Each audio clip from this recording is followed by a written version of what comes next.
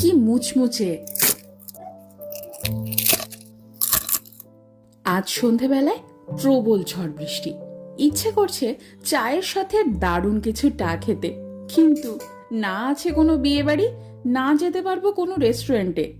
তাই তাই বাড়িতেই বানিয়ে ফেললাম খুব সহজ উপায়ে দারুণ একটা রান্না, চিংড়ি মাছের ব্যাটার ফ্রাই বা বাটার ফ্রাই, কোনটা ঠিক জানি না বাবা।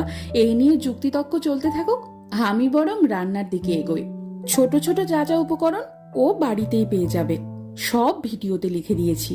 মাথায় রাখতে হবে মাত্র দুটো জিনিস: চিংড়ি মাছকে 2 ঘন্টার জন্য ম্যারিনেট করে রাখতে হবে, আর ব্যাটার গোলাবার সময় ব্যবহার করতে হবে বরফ ঠান্ডা জল। খাস্তা মুচমুচে ব্যাটার ফ্রাই হতে আর কে আটকায়।